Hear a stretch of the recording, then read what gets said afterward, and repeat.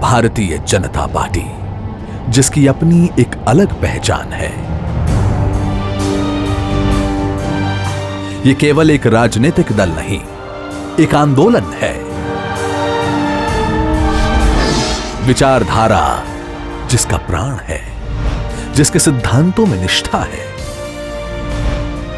जो भारतीय संस्कृति के गौरवशाली अतीत से प्रेरणा लेते हुए मां भारती को परम वैभव की ओर ले जाने को संकल्पबद्ध है। भाजपा एक आंदोलन।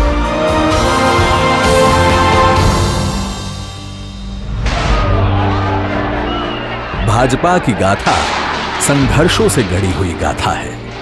ये गाथा है अनगिनत देशभक्तों की, लाखों करोड़ों कार्यकर्ताओं की और ऐसी विभूतियों की जिन्होंने अपने अटूट विश्वास और अथक परिश्रम से इतिहास की धारा को मोड़ दिया, देश की राजनीति को नई दिशा दी, राष्ट्र प्रेम और देशभक्ति की अलख जगाई। स्वतंत्रता के पश्चात जब नेहरू लियाकत पैक्ट पर हस्ताक्षर हुए, तब तत्कालीन प्रधानमंत्री नेहरू ने पाकिस्तान में रह गए हिंदुओं की जिम्मेदारी से मुंह मोड़ दिया। तब से उद्वेलित होकर डॉक्टर श्री श्यामा प्रसाद मुखर्जी ने नेहरू मंत्रिमंडल से त्यागपत्र दे दिया। नेहरू के पाश्चात्य प्रेम से ऐसी नीतियां बनने लगी जिनमें भारतीय संस्कृति सुरक्षित नहीं रह सकती थी। कांग्रेस गांधीवाद को विस्मित कर नेहरूवाद के रास्ते पर चलने लगी। डॉक्टर मुखर्जी और कई अन्य राष्ट्रवादी नेताओं ने इस खतरे को भांप लिया। एक नए राजनीतिक दल की आवश्यकता महसूस की जाने लगी और इस तरह 1951 को स्थापित हुआ भारतीय जनसंघ। जनसंघ की ओर से मार्च 1953 में कश्मीर के पूर्ण विलय के लिए दिल्ली में सत्याग्रह आरंभ किया गया। डॉक्टर श्री श्यामा प्रसाद मुखर्जी ने तय किया कि वो बिना परमिट के कश्मीर में प्रवेश करेंगे। उन्होंने सिंह गर्जना करते हुए कहा था कि एक देश में दो विधान, दो निशान और दो प्रधान नहीं चलेगा। अपनी दृढ़ संकल्प शक्ति और जनता से मिल रहे समर्थन के बल पर 11 मई 1953 को श्री मुखर्जी ने बिना परमिट के कश्मीर में प्रवेश कर लिया और उनको गिरफ्तार कर लिया गया। 23 जून 1953 को संदेहास्पद स्थितियों में वे शहीद हो गए।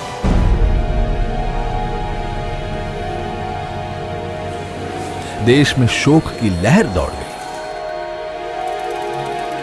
मुखर्जी के बलिदान का असर यह हुआ कि 9 अगस्त को शेख अब्दुल्ला को जम्मू कश्मीर के प्रधानमंत्री के पद से हटाकर बंदी बना लिया गया और जम्मू कश्मीर के लिए परमिट व्यवस्था को खत्म कर दिया गया। 1947 में देश को ब्रिटिश हुकूमतों से तो आजादी मिल गई, लेकिन देश के कई हिस्से ऐसे थे जिन पर अभी भी विदेशी ताकतों का कब्जा था।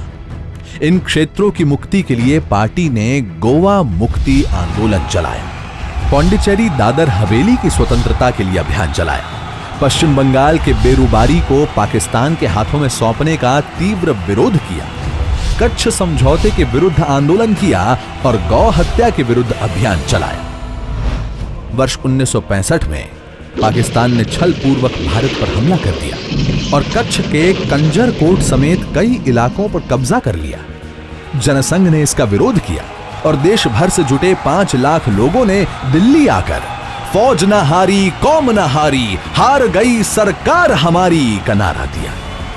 जनसंघ के समर्थन से तत्कालीन प्रधानमंत्री लाल बहादुर शास्त्री को हिम्मत मिली और भारतीय सेना ने पाकिस्तान पर विजय पा ली। और इसके बाद देश में आया वो दौर जिसे भारतीय लोकतंत्र का सबसे स्याह दाग माना जाता है, आपातकाल। आपातकाल के दौरान तमाम बड़े विपक्षी नेताओं को जेल में डाल दिया गया और उन्हें यातनाएं दी गई। राष्ट्रीय स्वयंसेवक संघ पर भी प्रतिबंध लगा दिया गया। जनसंघ के हजारों कार्यकर्ताओं ने अग्रिम पंक्ति में खड़े होकर आपातकाल के दंश को झेला और 1977 के चुनाव में जनता पार्टी के नेतृत्व में देश को नई सरकार मिली। पर भारतीय राजनीति का यह पहल प्रयोग ज्यादा दिन नहीं चल पाया और आपसी लड़ाई व कांग्रेस के षड्यंत्रों के कारण सरकार गिर गई और 6 अप्रैल 1980 को जनता पार्टी से अलग होकर भारतीय जनता पार्टी का गठन हुआ। 1987 में देश में राजीव गांधी की सरकार थी। बोफोर्स मामले में उनकी सरकार पर भ्रष्टाचार के आरोप लगे और शाहबानो केस ने उनकी अल्पसंख्यक वोट बैंक की राजनीति का पर्दाफाश कर दिया। 25 सितंबर 1989 को पंडित दीनदयाल उपाध्याय की जयंती के मौके पर श्री लाल कृष्ण आडवाणी ने गुजरात के सोमनाथ से राम रथ यात्रा शुरू की। देश के जिस भी भाग से ये यात्रा निकली, इसे अपार जन समर्थन मिला। इस यात्रा ने न केवल भारतीय जनता पार्टी की राजनीति को बदल कर रख दिया, बल्कि देश के भविष्य को भी एक नई राह दी। 1991 का वो दौर जब आतंकवाद अपने चरम पर था, उसी दौरान भाजपा ने कश्मीर के लाल चौक पर तिरंगा फहराने का निर्णय लिया। दिसंबर 1991 में भाजपा के तत्कालीन अध्यक्ष डॉक्टर मुरली मनोहर जोशी के नेतृत्व में एकता यात्रा निकाली गई। श्रीनगर के लाल चौक पर 26 जनवरी 1992 को तिरंगा फहराकर डॉक्टर जोशी ने भारत की एकता और अखंडता का संदेश दिया।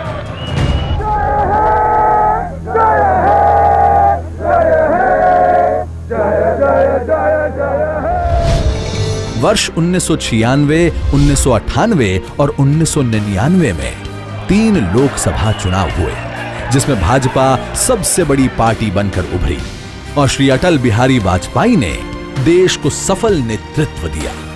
इसके बाद भाजपा को विपक्ष में बैठने का निर्णय मिला और भाजपा ने यहां भी एक सजग और जनता की आवाज उठाने वाले सशक्त विपक्ष की भूमिका निभाई। आज केंद्र और अनेक राज्यों में भाजपा और इसके गठबंधन की सरकारें अंत्योदय एवं एकात्म मानववाद के आधार पर जन कल्याण के कार्य कर रही है। आज भाजपा विश्व की सबसे बड़ी पार्टी है। इस पार्टी को लाखों करोड़ों कार्यकर्ताओं ने सींचा है और आज भी इसके समर्पित कार्यकर्ता नेपथ्य में रहकर मां भारती की सेवा कर रहे हैं।